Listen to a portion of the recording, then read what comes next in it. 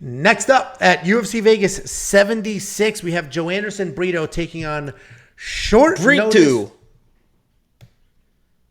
body bag Westin Wilson. Joanderson Brito 14-3 overall, 4-1 in his last 5, coming off back-to-back finish wins. He's taken on Westin Wilson, 16-7 overall, 4-1 in his last 5. He is making his short notice UFC debut.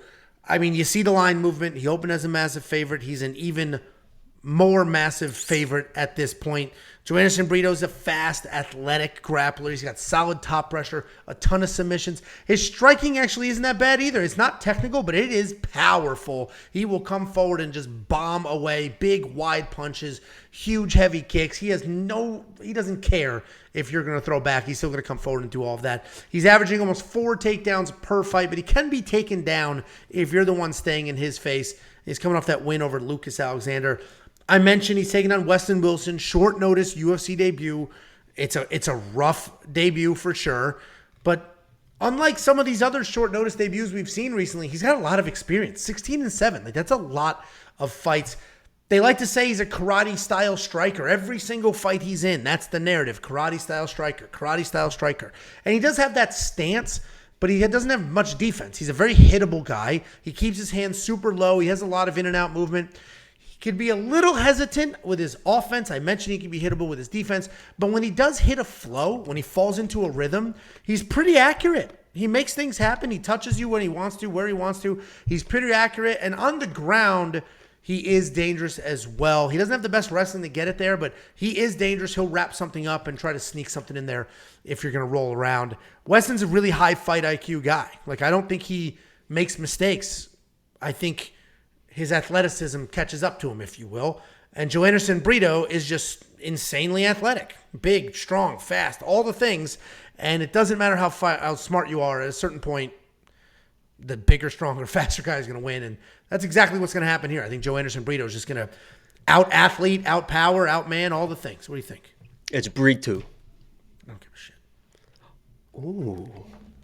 Sorry about that, Joanderson. I don't feel the same. I support my Brazilian brothers. So, yeah, I mean, a breakdown is pretty much all you need to say. I mean, Weston wants this fight to the ground. If he is, for whatever reason, on the back of Joanderson's probably going to have a little bit of issue, but he should even be able to survive that. And in the stance, in the striking, as you mentioned, Westin Wilson is a karate stance guy. And as you also mentioned, doesn't really use a lot of karate stuff. I don't see a lot of side kicks, a lot of keeping range type kicks. So he kind of stands like that with his hands low, but he almost fights like a boxer with the karate stance. So in that regard, he is a very, very hittable guy, especially against a guy with the speed of Joanderson Brito in this fight. It is going to be bad news bears because Joanderson does not sit back and wait, and he's going to see that guy with his hands low and that target right on that chin, and he is going to connect, and it's going to be bad news when he does for Westin Wilson. So, you know, I'll give all the grappling credit in the world to Weston because if it, for whatever reason, if Brito comes in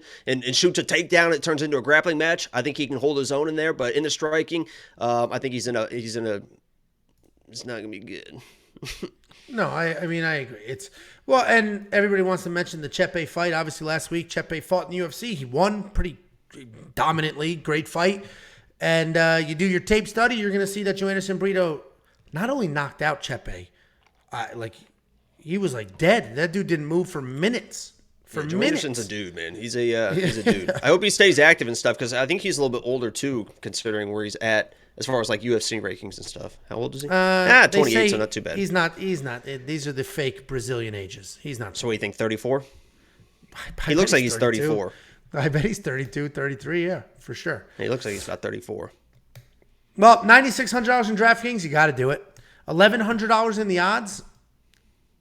It's a bit wide, frankly. I was waiting to see what they would be. Throw them in the safety parlay. $1,100. What are you going to do with that? Make an extra $5. It's like $1,400 now. I did these graphics. It is Tuesday. Oh, you want to talk about your procrastination here? It is Tuesday at 8 p.m. I did these graphics, I don't know, this morning, 6 a.m., 5 a.m., something stupid like that. So that's a lot of movement in one day. It goes down.